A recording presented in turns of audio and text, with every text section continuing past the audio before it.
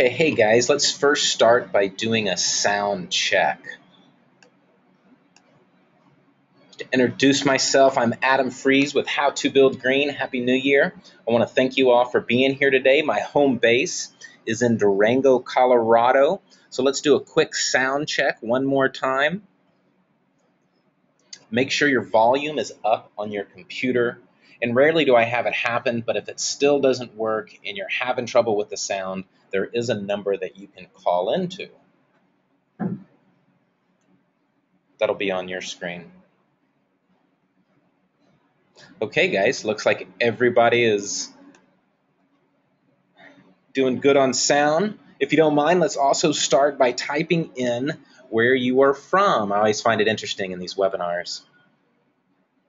We've got Toronto, Canada, Austin, Texas, upstate New York, Miami, Florida, Boulder, Colorado, Las Cruces, New Mexico, San Francisco, Idaho, Montana, Leadville, Colorado, Newcomb, Arizona, Durango, Colorado. Hey, all I had to do was come down to my office. Tulsa, Oklahoma, Buenos Aires, Argentina. Interesting. Okay, well let's get everything started. You've joined the free webinar plus the Q&A of Be Your Own Contractor Sustainably.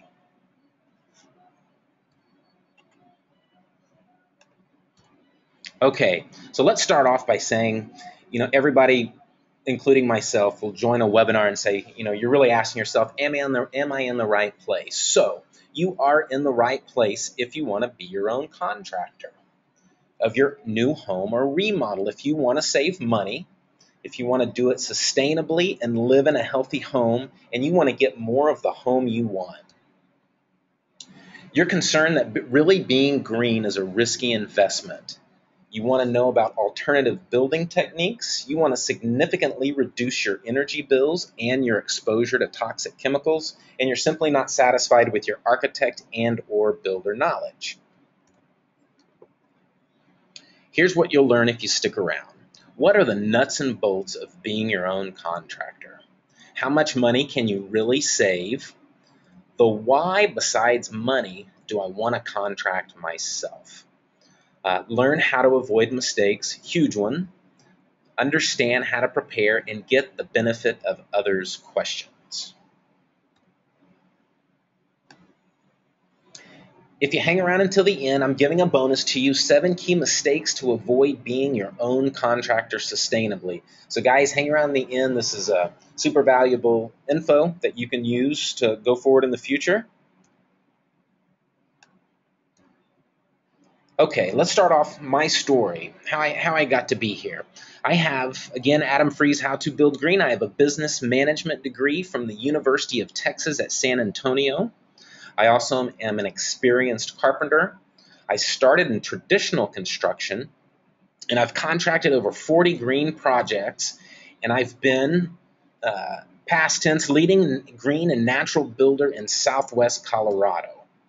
So I've built in many different building styles, which has really broadened the depth of my knowledge. I've built from conventional, adobe, straw bale, papercrete, integrated cob, green conventional, earthship, energy framing, alternative block systems, and more. What this experience has done for me with these different building styles, it's allowed me to create systems for green building. But what has contributed more than anything to these systems is the mistakes I've made. The mistakes I've made over the 40 projects I've done, that's what's contributed more to these systems than even the successes. The design mistakes when building sustainably. The communication breakdowns during the process, where do those typically happen? Estimating mistakes in the beginning, this is a huge one. Liability mistakes, which leads to more risk. I began to apply what I had learned from many of my mistakes and successes to create processes that would safeguard me from the same mistakes happening again. The processes I've created allow me to roll through the building recession like it wasn't there. Why?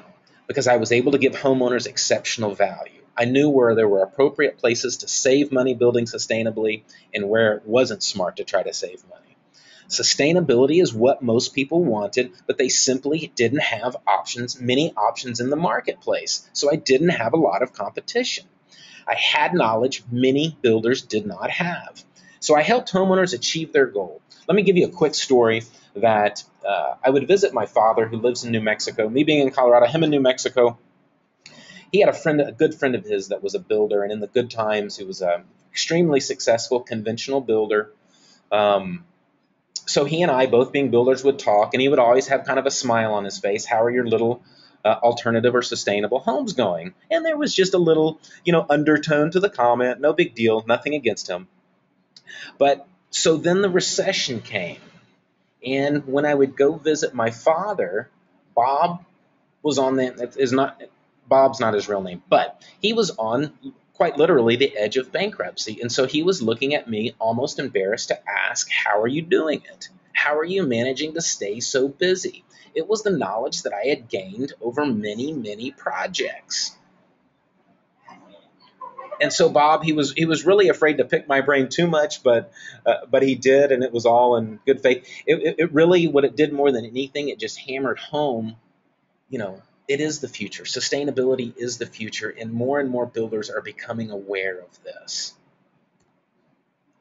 So really what transitioned me to how to build green is, really what I would think about often is how can I help people to have a bigger impact in the sustainable building movement? What can I do to have a bigger impact going more than one or two homes at a time? So that led to the creation of How to Build Green. I felt the dissemination of information and using technology in a good way um, led to the creation of How to Build Green. And this passion has definitely been life-changing for me. So the core values, the why, just really quickly, what drives How to Build Green and me personally, Adam Freeze? Health, it's the greatest wealth. Passion, it's the belief that we can make a difference. Sustainability, it's the only earth we have. Knowledge drives good investments. Happiness, don't take ourselves too seriously. And spirituality, don't forget the less fortunate. That's what drives How to Build Green and me personally, Adam Freeze. So let me get a drink of water here. Let's just dive right into the elements of contracting. Okay, first one, financing and insurance. That's what really leads the way. Or the beginning of the process. So finding and managing your architect and designer, planning, zoning, and building departments, site, land, positioning, and utilities. When I say positioning of the home, reading a set of house plans, estimating correctly. Don't forget this. This is your roadmap. Avoiding common mistakes and delays, subcontractor communication and accountability, contracts and agreements, doing it sustainably, and understanding first plan and then manage this plan. So let's just dive right in. How much can you really save? You can read on the internet, you can save 40 to 50%. Let me just say right off the bat, if you're just managing your project and you're not putting physical labor into it, that's not a realistic number. That's not the norm, that's the exception. So what is the norm? So most builders, just as managers, typically operate on margins of 10 to 20%, profit margins, that is. So let's say you're your own contractor. You can save, let's say you save 15%. Let's just use the average of that, which is completely attainable.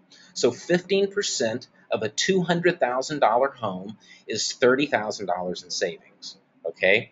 So $200,000 home, $30,000 in savings. So that $200,000 home really is costing you $170,000. That doesn't include the interest. So if this is financed, let's just assume you have a 4% interest rate on a 30-year fixed loan.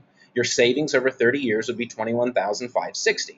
So your total savings for a financed home would be $51,560.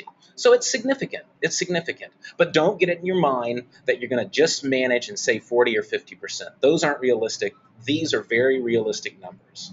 So let's go into a remodel example. How much can you really save on a remodel?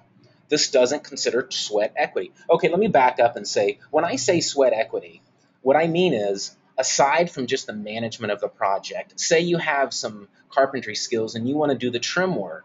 And so this doesn't count the value of your labor installing the trim work or wherever you may put labor into the home outside of managing it.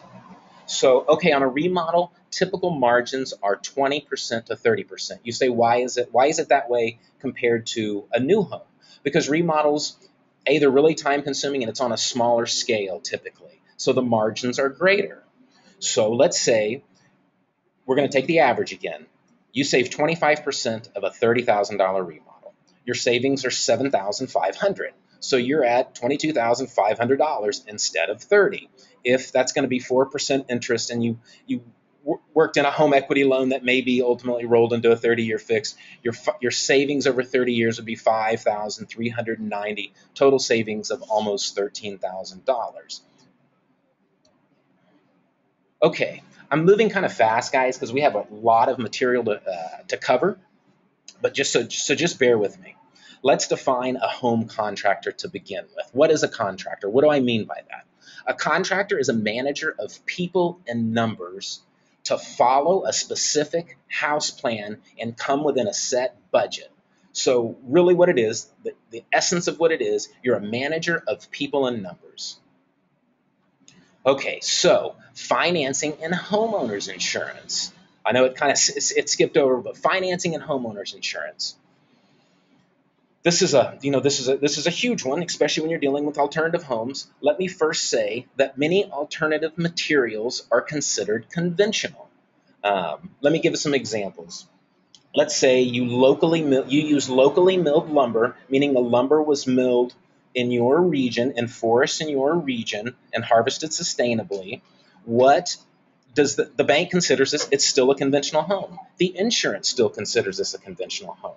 Many of the, say, Rasta blocks or papercrete blocks or these alternative building blocks to build your home, they are counted as a masonry product. So in the eyes of the banks, they're a conventional product. In the eyes of insurance, it's a conventional product. It's considered a masonry home.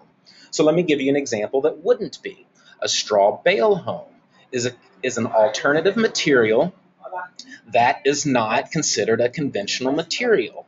Now, it's a really deep question. I won't go too far into it, but how I've always built straw bales is on a non-load bearing system. So the weight of the roof is on posts and beams. So it's really the structure structurally is conventional. However, the straw bales themselves are not. And so financing, really, it's really reasonable. Most financing is really friendly to it with straw bales and other technologies like that. It more comes down to the insurance, the homeowner's insurance. So, for example, with straw bales, 15 to 20% of large insurance companies will insure them. It's not because they're an inferior home. It's just it's lack of statistical modeling is what it is to evaluate their risk. It's lack of number of straw bale homes for them to enter. So those are some examples of alternative materials and how they're looked at. Another example would be if you're completely off the grid. Let's say you have this remote property, you're not hooked up to any utilities. That's what I mean by off the grid. There's no financing problem for a construction loan, but for a mortgage company, if you're on a solar system and you have no well, they really don't like both of those. So it's kind of a case by case basis. However, I've been in this situation many times as a builder, and if you have a complete solar system that feeds the entire home as if enough electricity as if you were hooked up to the grid, and they'll usually waive the fact maybe you don't have a well, maybe you haul your water. If you have a well, no problem. So it's not a black and white answer for some of these. It takes investigation and knowing what questions to ask. And so also in financing, go talk to your banker before you know. Some people look at bankers as if the banker wants to loan you money. That's their objective. They want to loan you money, so look at them as they're on your team. And so when I say no before you go to the banker and know that your papercrete, if you've decided on a papercrete house, this block is a convention, this block is a masonry block. This is specifically what it is, but my insurance company considers this a conventional block. So know before you go. Also, a real important thing with banks and being your own contractor, present yourself as a team. Don't go in there alone saying, I don't have any experience. I want to build my own home. Will you loan me the money? Well, that's not really what they want to hear. What they want to hear is, I want to be my own contractor. I've done my due diligence. My architect, my very experienced architect is part of the team. My building inspector is part of the team. However it is, if we were to work together, How to Build Green is part of the team. So really, you're proposing a picture with nothing left out to your banker. Let me also say that in some states, not many, but some, they say being your own contractor, it's not legal, but really what it is, and most people do, and I'm not advocating anything unethical or illegal, and I will not, but what most people do in those cases and in those states, and the bankers darn well know this, is they get their uncle or their cousin or whatever to say they're the contractor, and on paper they're the contractor. In practice, you are the acting contractor, and that's extremely common. There's nothing illegal about that. So, architect and designer and house plans. So house plans, let me first say they're not near as complicated as they appear when you break them down in their pieces. They can look pretty overwhelming. Understand that much of the wording on those plans is boilerplate information. So what do I mean by that? So a lot of what an architect sticks on these plans and is all this wording and all these specifications that, it looks like a foreign language, it applies to each house. Maybe it's rating, so there's steel that goes into your foundation. It's just the rating of that steel, that this steel is tested to within a certain percentage of PSI, which that's what the lumberyard's going to sell anyway. So let me say that to take some of the threatening nature of looking at a set of house plans. They're not as difficult as you think. When dealing with plans, especially alternative homes, it's, as in most cases, the devil's in the details. So this has everything to do with performance and maintenance. Are the details right? When I say the details, is how does your plaster on the exterior of your home, how does it terminate? Does it hit the ground? No, absolutely not. It shouldn't hit the ground. It'll cause you problems. So it's these little details. It should terminate 6 inches to 12 inches above the ground, which are easy construction details, but extremely important details. Honestly, not just building sustainably when you're using different types of plasters. Even conventionally, you shouldn't do it, and you'll see it's done all the time. But it shouldn't be that way. So that in the details, it has everything to do with the performance of the home and the future maintenance of the home. Obviously, the ideal is to live in a healthy, breathable home that you don't have to maintain, that you're not coating in plaster every year. So look at the architect as your partner. So, and a continued partner. So what do I mean? What do I mean by this? And when I say you must say this from the outset, when you first start talking to an architect or designer, and you're going to build your own home with limited experience, what you want to do from the outset is say, hey, I want continued support. If I need you to come over to my project and look at some of the details to verify that they're being done absolutely correctly because I have limited experience, get them to have that buy-in from the beginning. Because if you get midway through the project and start asking them that, and that was never really the arrangement, they can be, most architects wouldn't, but it can cause maybe a little tension. Well, that really is not what we agreed upon, but they'll say absolutely yes, as long as you say this from the outset. So it's setting parameters with a communication plan from the outset.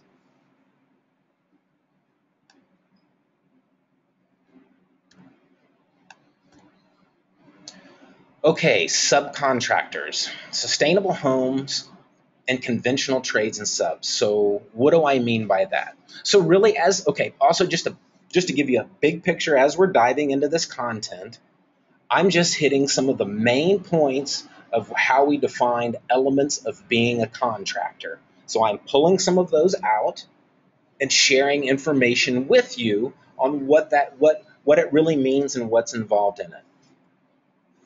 So sustainable homes and conventional trades and subs.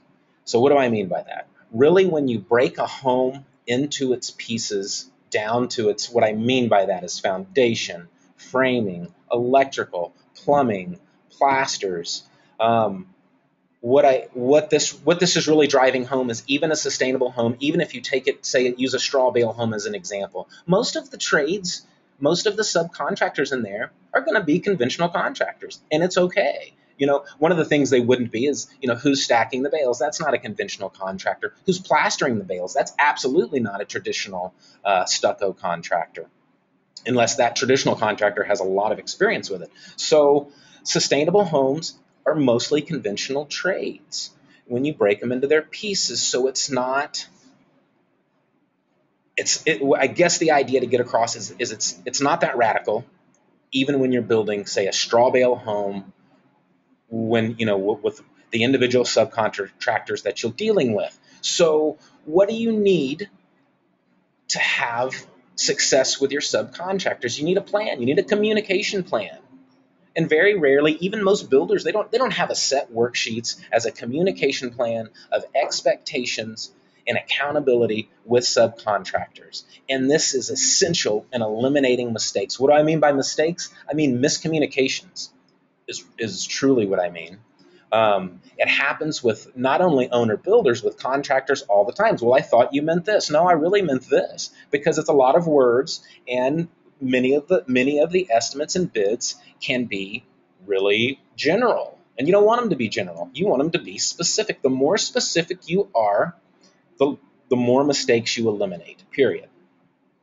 So what this communication plan does as well, it allows you to compare apples and apples when estimating. So if you're getting 3 bids for your electrical work for the home or remodel, sometimes it can be confusing even for what does it really mean? What does this really mean? Well, if you know the right questions to ask and you have a communication plan, you know what they mean, and you know the appropriate questions to ask, and you know how to compare that this electrician is bidding the same thing as this electrician. Just because one may be cheaper, there may be stuff that he or she is excluded that makes it cheaper, but you really need it in the end.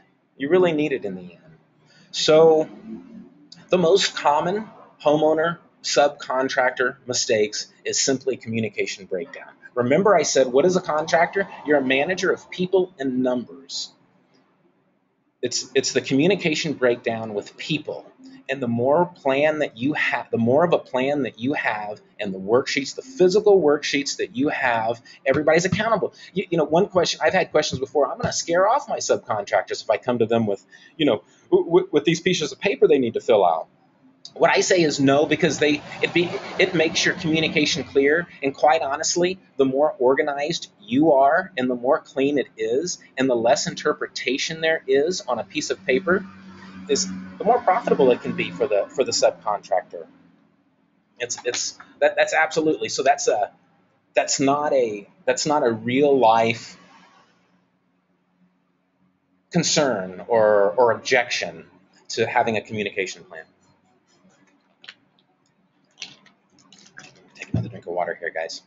Let me just check something here real quick while we're going along. Okay. So, more on subcontractors. So, sustainable building is made up of many builder and subcontractor craftsmen and women. Okay, so what do I mean by that?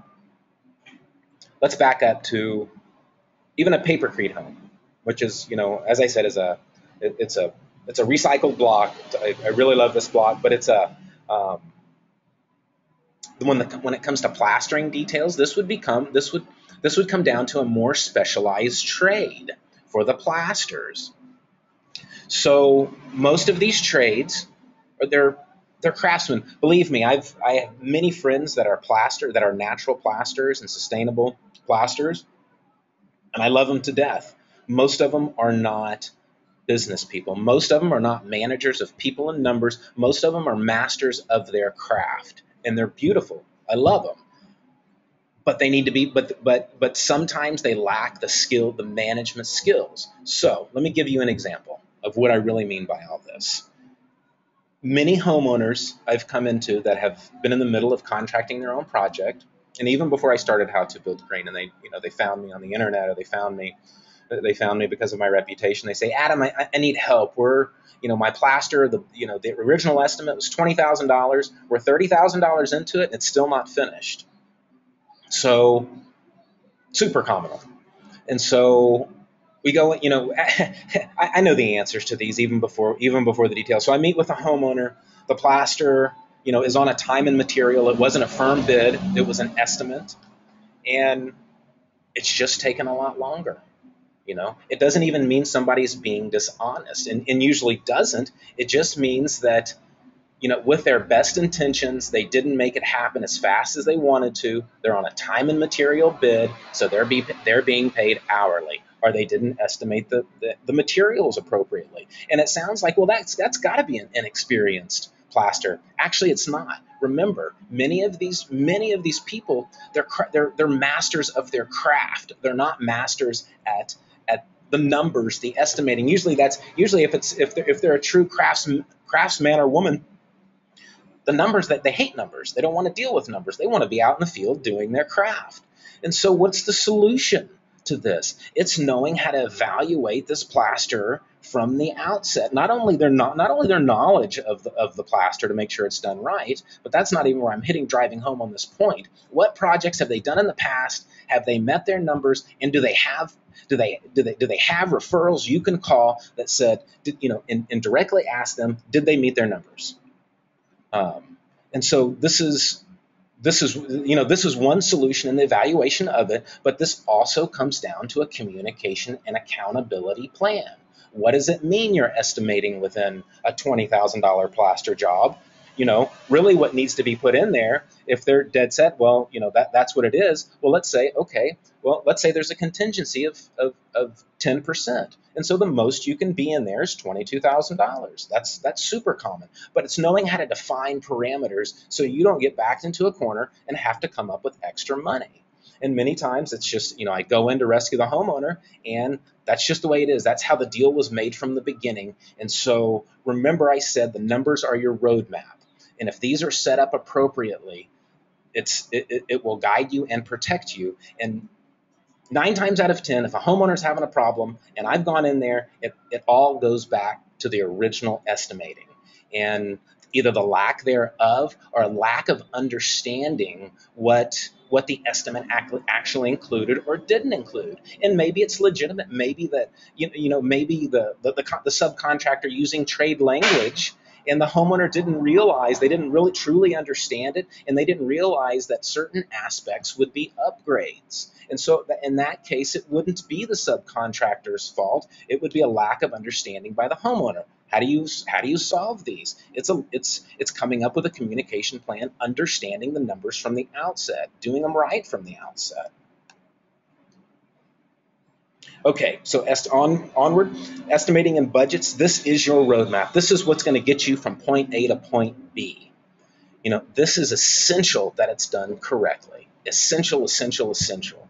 The more specific your house plans are, the more accurate your estimate can be. Many people, many homeowners, and there are ways to save money, and your plans don't have to be engineered to the nth degree. I'm not trying to say this, but I've had homeowners that they wanted to, or they even came to me with a hand-drawn sketch and said, "Will you bid on this?" And I'm like, "There's too much ambiguity.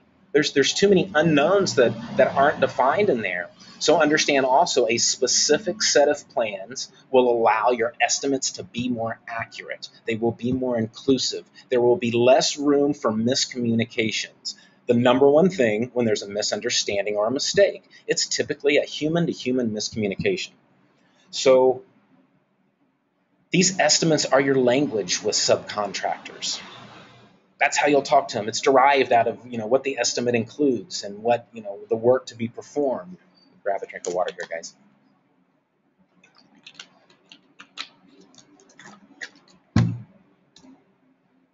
Okay, as I've said, your absolute key to a successful project. Remodels can be special. What do I mean by that? So what I mean by that is, for extensive remodels, if you are gutting half of your home and rebuilding and building out certain services, there will be unexpected things that come up. Absolutely. No questions asked. And so you need to estimate that appropriately and not say, oh, well, the subcontractor said, the electrician said it's going to be, say $5,000.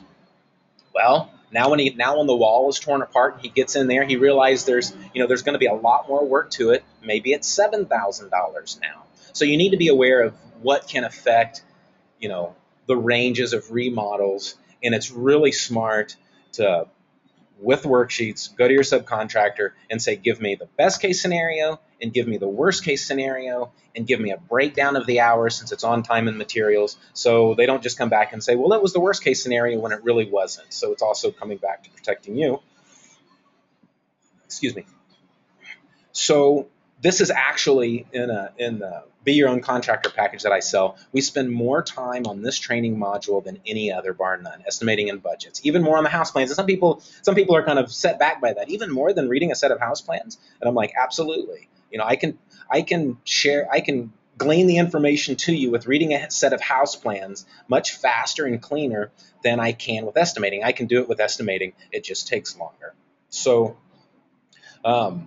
again, I just want to stress most of the miscommunications / which become mistakes are, financial liabilities. You can trace it right back to the estimate. When I go into when I've rescued a homeowner or there's a problem, it's usually we go right back to the estimate and the understandings of that estimate. Okay, guys, I want to go right into the Q&A. The big reason is there's a lot of overlapping questions for you guys, and I try to bundle those questions together to answer as many questions as I can into one, because there's a lot of overlap, and you guys, I've asked you guys in the past, on surveys and stuff, what do you benefit most from? And people really love Q&A. So let's just jump right into the Q&A, and you guys start shooting some questions at me. It takes me, give me a second to read these questions, letting them come in here.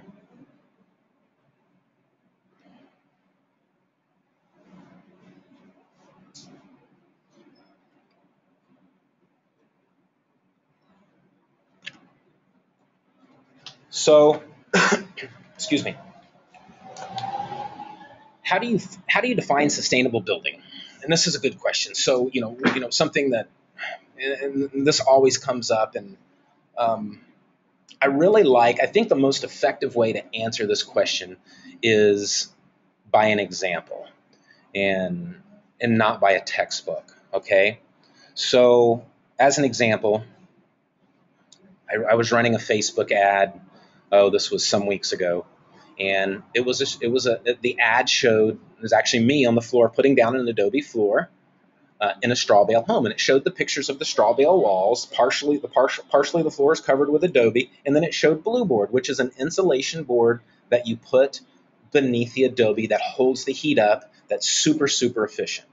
Okay, so a gentleman commented, and it's not a criticism of this gentleman at all, because it opens up dialogue for a super important topic. So what his comment was that foam board on the flooring you're using is toxic. And so let me first say that the foam board manufacturing process is not environmentally friendly, but it does not off-gas in your home. Okay, then you could say, why are you using a non-environmental product under your floor? And so my response is, to him, was hi, and thanks for commenting, because your point was absolutely well taken, and you bring up a much larger point. What does green or natural building mean? Is it a strict definition, or could this vary from person to person? I take the perspective that it's not black and white, because if real change is to be made, meaning make green building mainstream, have it done on a larger scale, we must let each person decide what it means to themselves personally. You may say, that's too ambiguous. That's too ambiguous. But what do I really mean by that? So what I say is to consider that the blue board that's being referred to outperforms most products on the market for energy efficiency. And so what it does, it holds up the heat.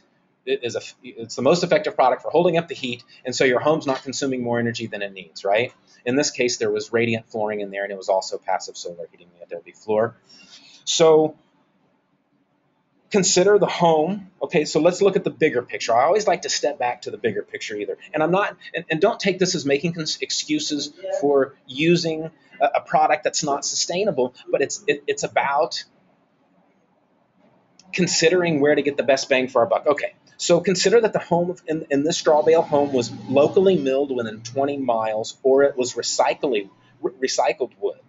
The floor that was going down was adobe, so it included clay from the actual building site. The straw bales themselves were harvested 15 miles away.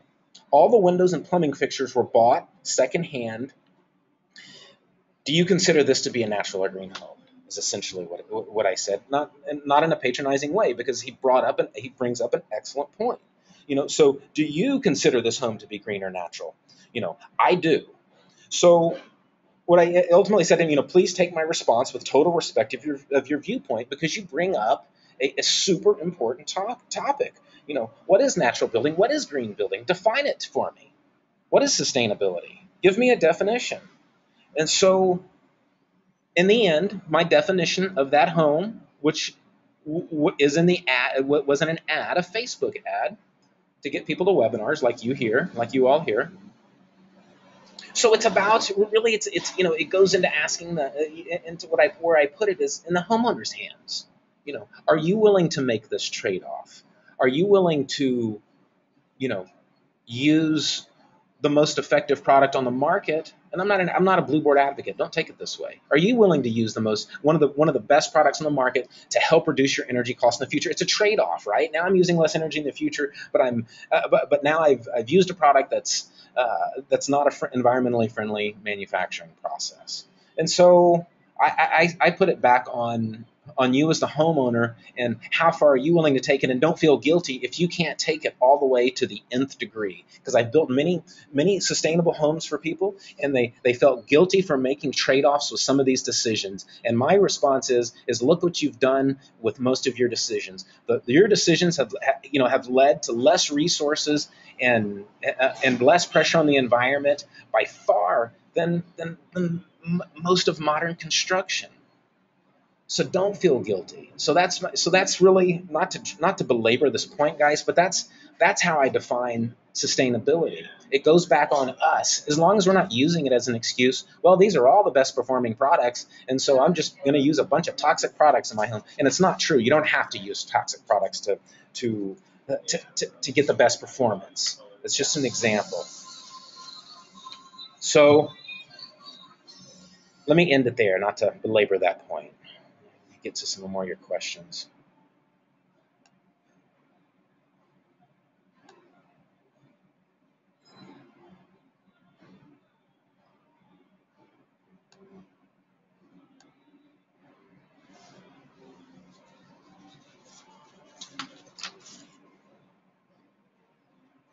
So another question is, how do I determine the right building style for me?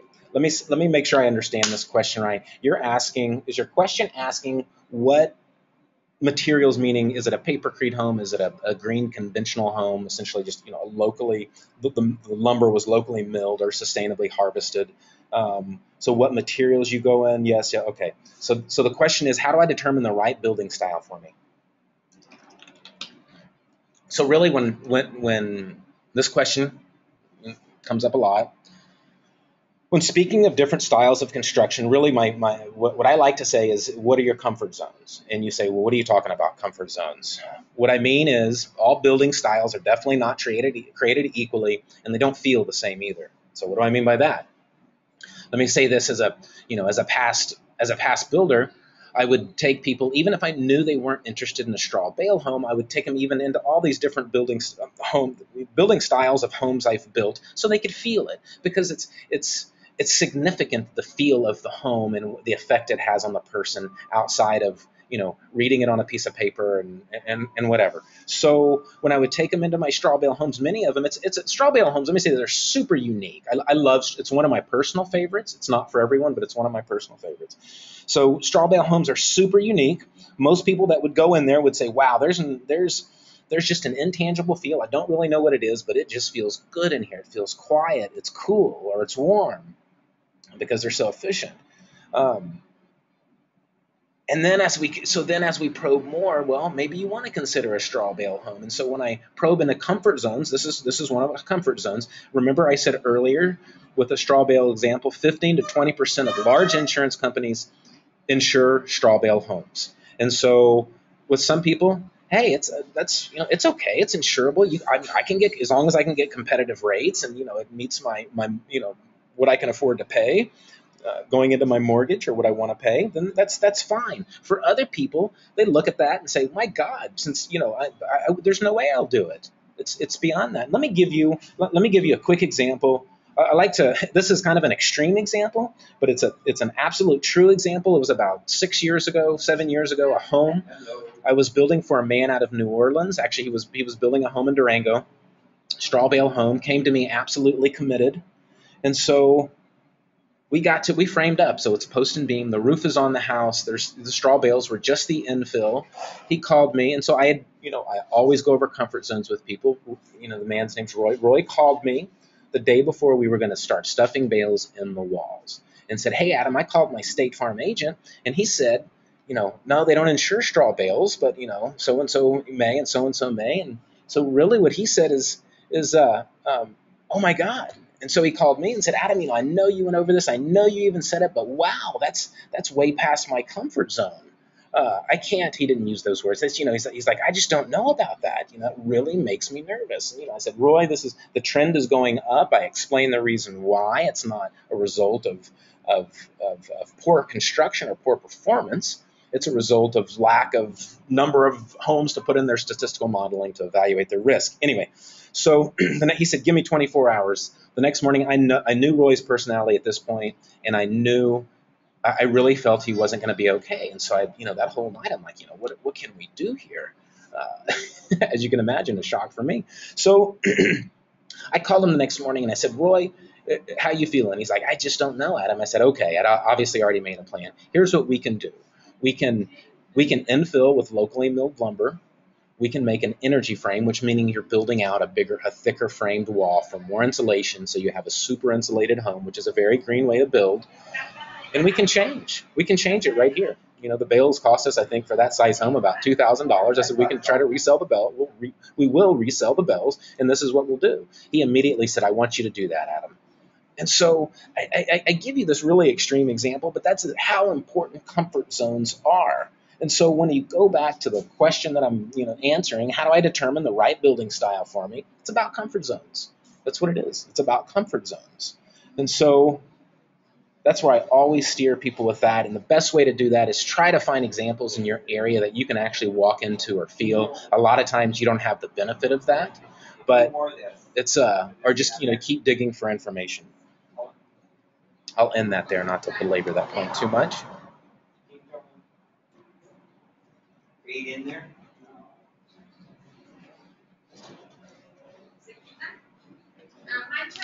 So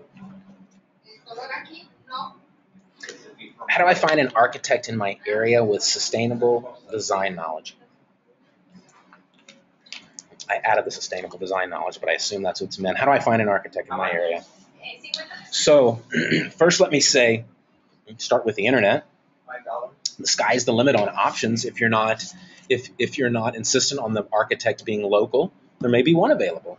So I think really what it starts with knowing what to look for in an architect. Just because an architect has designed a specific natural way, has not designed in your specific style, I would not automatically count him or her out. Absolutely not. And so you may say, "Oh, wait, what do you mean?" So it comes down to genuine interest is what I say, because if that architect has the experience of putting homes together and designing homes, we're assuming the architect does, obviously, and they have the interest, these details, it's nothing that would be so unfamiliar to the architect. The architect could learn these details easily.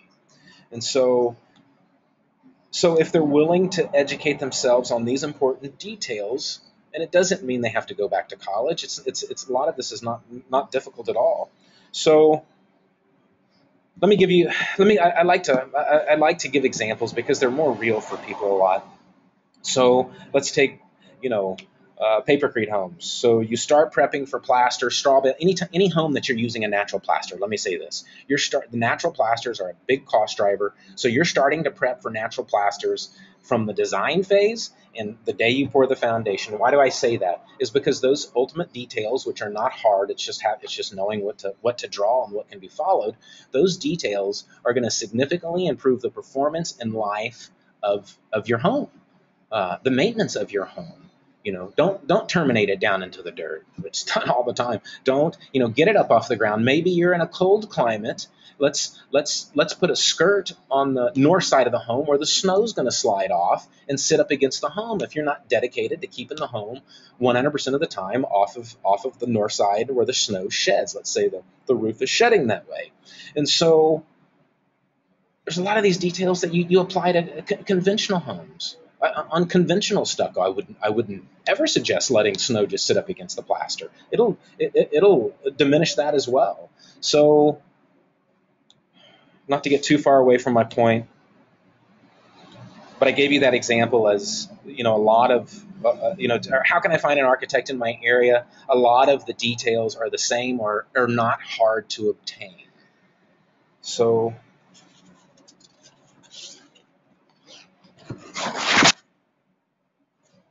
Let's leave that one at that. So the internet's a great option. Being local is a great option. Don't count them out if they're willing to learn.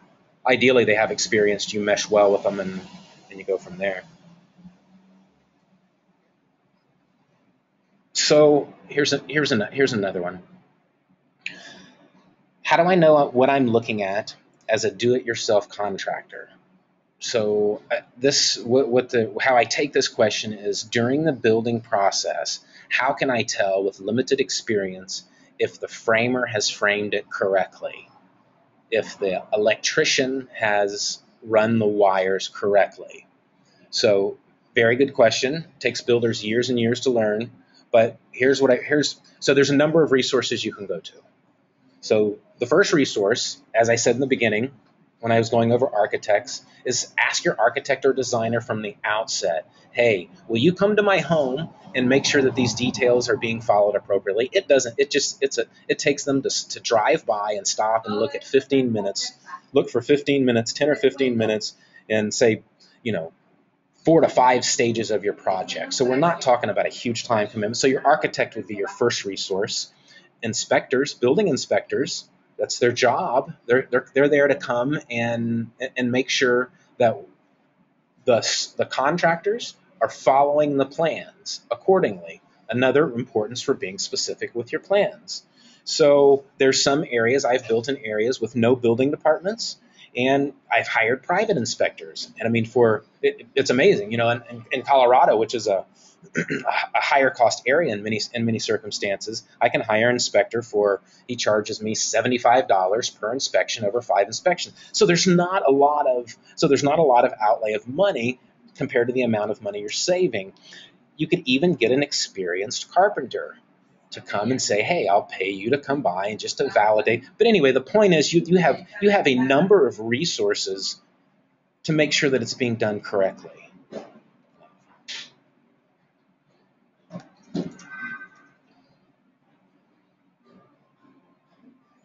I'll take one more question in respect for everyone's time because we're getting closer to the end. If there's time and you guys want, we can do more after. So where can I purchase sustainable materials? So where can I purchase sustainable materials is the question. The first place is, internet searches, of course, Google it. A great resource, probably my favorite resource, is called buildinggreen.com. And I think they charge, it's $12 or $15 a week for a subscription. So what I say is you have your building plans are set. You've made most of your decisions on, you're going to need cabinets, you're going to need whatever type of flooring you're going to. So pay for a week subscription or 2 weeks and evaluate their list of sustainable and green products is a good strategy to do there. So that's buildinggreen.com. There's also another resource called greenhomeguide.com. That's greenhomeguide.com. Another resource would be your sales reps, the reps in the lumberyard, or your window rep. What are green windows? They're there to help you. So let's end the Q&A there out of respect for other people's time. If you guys want, after everything's done, and you guys want to stay, I'll be happy to answer more.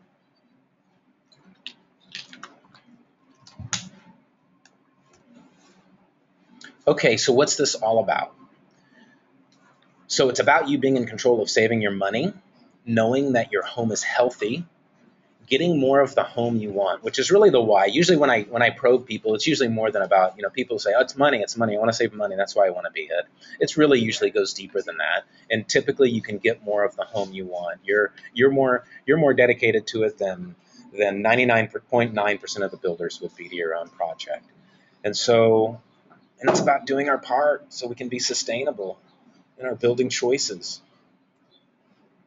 So I'm not really sure why you showed up today. Usually could be to save money. That's the number one. You're, obviously interested in being your own contractor.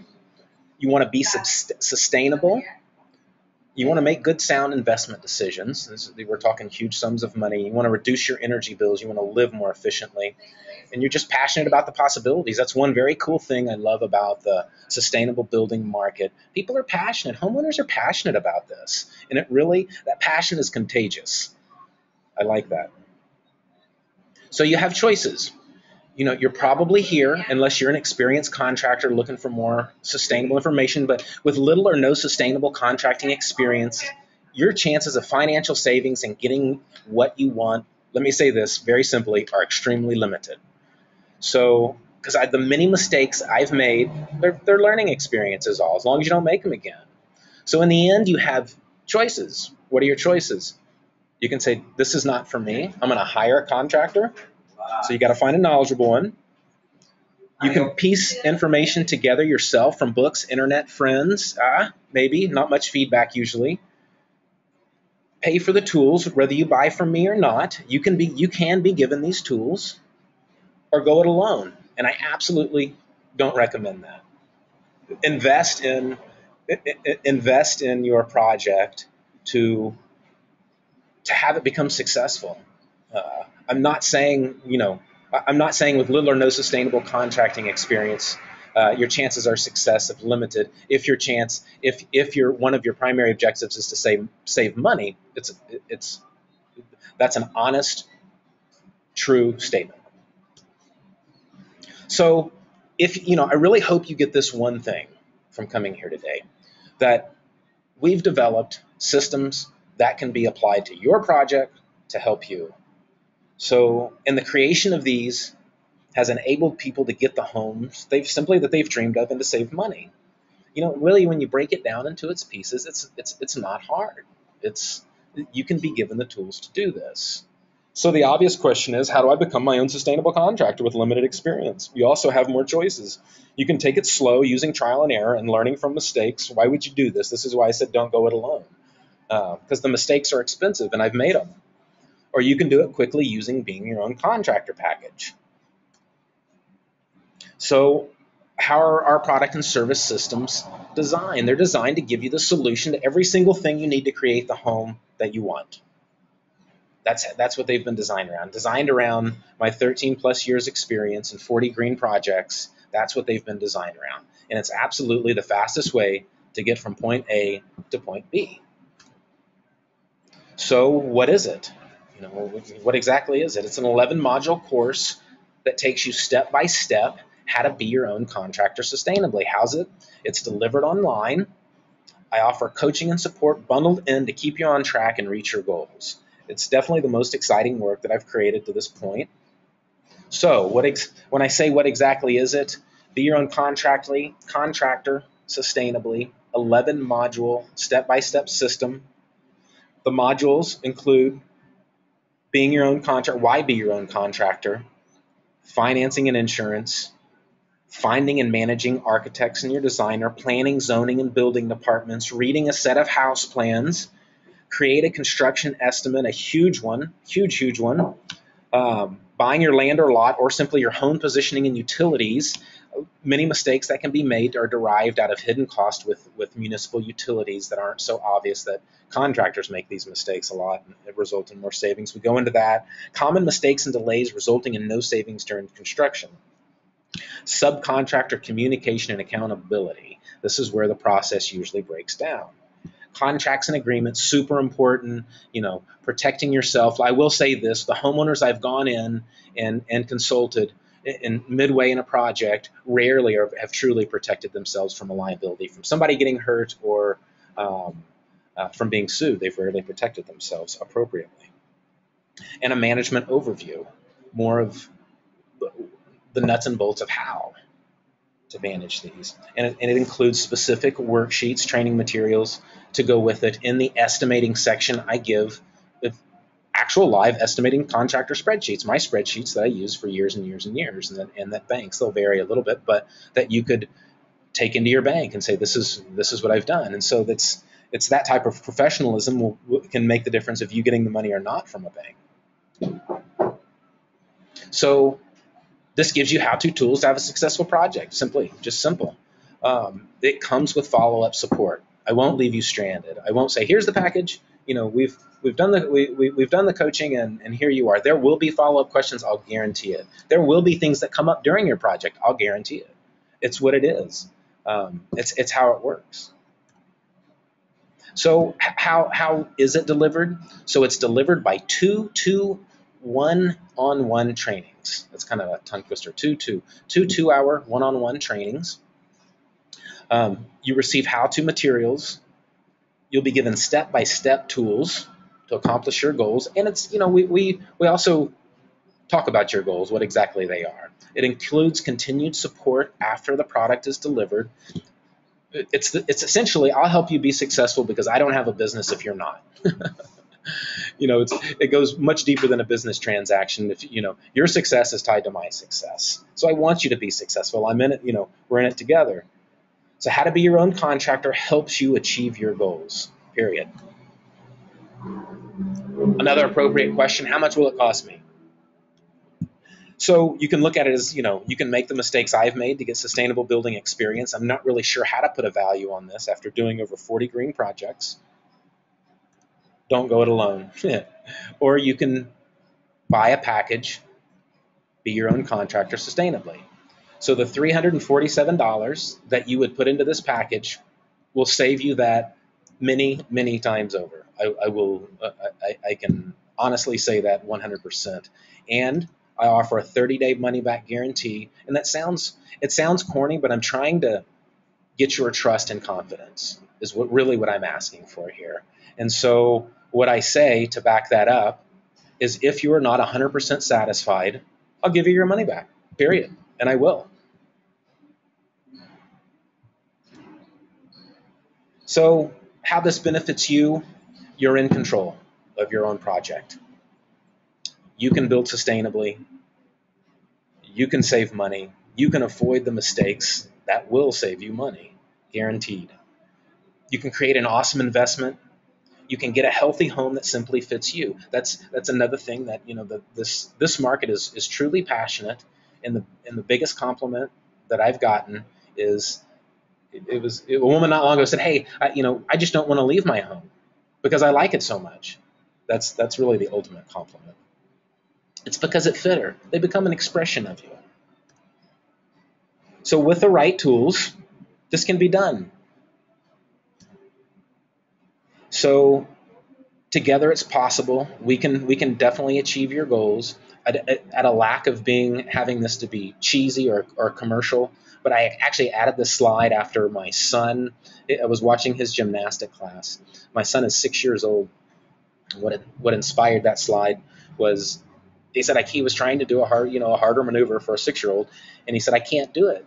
And his instructor said, "Here, anything is possible. We can do it." And it really struck a chord with me. it really struck a chord with me as far as it goes deeper than just the surface of a gymnastics class. It's about having the confidence and the willingness to move things forward and to say that we can do it. And so, out of lack of being cheesy, I that's where that slide came in. So what I've decided today, if you buy now, I'm going to throw in the evaluate your needs, which essentially it's an hour and a half of coaching. And so what do I mean by evaluate your needs? It's $107 value is what I typically charge to do it. So really if you're in this phase, we go step by step. So what are your real needs and what's your budget as well? So you'll have step-by-step tools for, what building material is right for you. We go really deep into that.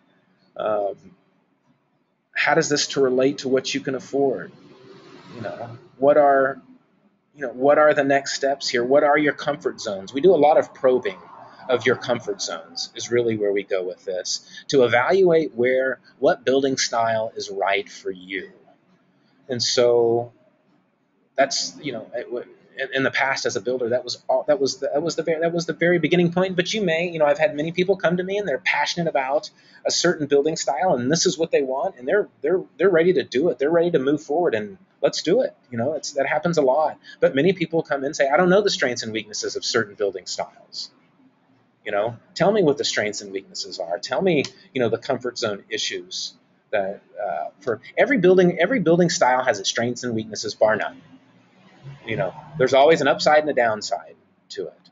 And so really what it's about is evaluating what the right one for you. And so it helps you answer these questions.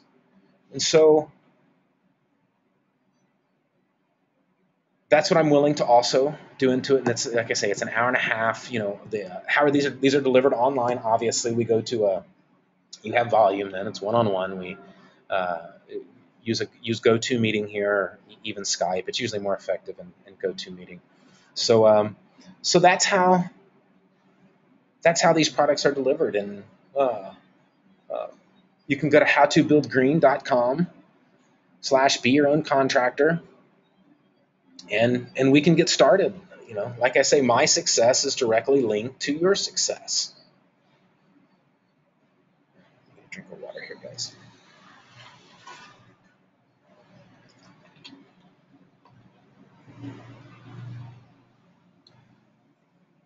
So I also put my telephone number there, is a local Colorado number, to call me, and I encourage you to.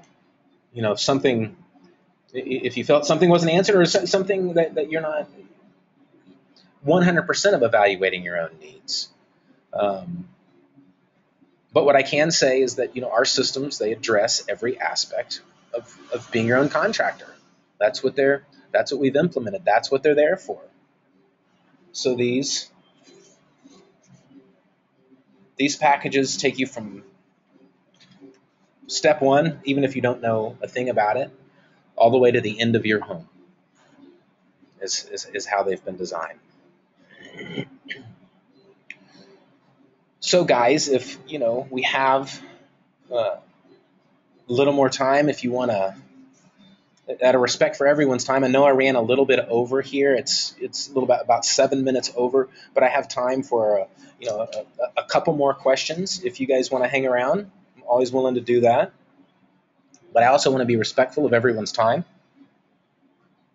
So don't hesitate to call me if that's what you need to do. Don't hesitate at all. So I'll take a couple more questions here.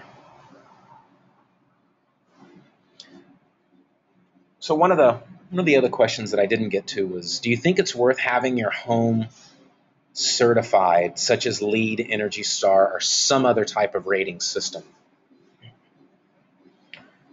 So do you think it's worth having your home certified with a rating system that are out there? It's not a straightforward question, so it takes more probing with the individual person. Really, the first thing that I think about is, what else could you have for that money? Is with these certifications an investment in your home? They absolutely are, and they the resale value goes up on them for sure. But you have to weigh the cost of that compared to, am I choosing a certification or am I choosing a solar system? If you have to choose, and most of us have limited budgets, and it comes down between those two in that examples, and it's not to knock rating systems. They're good. They drive good things. They're there for a reason. But if it comes to the nuts and bolts of it, and you say, I can be LEED certified for $10,000, or I can have a solar system for $10,000. I'm going to say have a solar system, because really what it's doing, it's continuing to work for you, and it's working for you in absolute real time every day for the life of your home. Obviously, there's maintenance associated with that, but for the life of your home. And so from a sustainability standpoint, a practical sustainability standpoint, I say the solar system. From a financial standpoint, the solar system, you do get tax incentives for having a certified home. Your resale value goes up, but your resale values goes up when you actually have a physical solar system, of course. And right now, federal rebates are 30% off of solar systems. So that's what I would say as far as it depends. So you really have to evaluate it. The LEED certification. Let me clarify too. The LEED certification, which can be $10,000 to $15,000, you can get an Energy Star certification for this. Depends on your region, but for say $3,000. So it's not always such a large trade-off. Let me be clear about that. I want to be clear about that.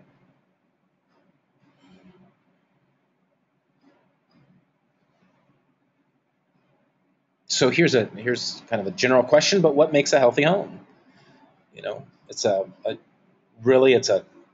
dry home, a clean home, a safe home, a well-ventilated home, a pest-free home, a contaminant-free home, well-maintained, energy efficient. A big part of what makes a healthy home is having an exchange of air. And so when you have an exchange of air, we produce toxins by breathing. We diminish the oxygen in our homes. By cooking, we pollute the air in our homes. By the steam from our shower, we pollute the air in our homes. Yes, bath fans are effective, but they're not 100%. So outside of maybe because my couch is off-gassing the material, meaning maybe there's VOCs or glues that they glued the wood underneath the material together, or I have a carpet, or I have an older home that you may know there's asbestos in the walls. We'll exchange the air. And I tell people, unless they live in a warm climate with no air conditioning, they keep their doors open all the time. Rarely, when I was a builder, people would say, "I'll open my windows. I want to save money on the cost of an HRV system, which exchanges the air in your home on a regular basis." And the reality is they don't. They feel like they're losing heat in the winter, or are cooling in the summer. They're really not. It's, you've cooled the building, you've heated the building and the structure, you may let out some hot air, but the discipline of doing that, even for myself, of opening my own windows, we just don't do it enough to truly create a healthy environment. And so we'll wrap it up with that question. I'm willing to also take any questions I see a couple of product sections coming through of what the Be Your Own Contractor. Let me see. Let me take a second and read these.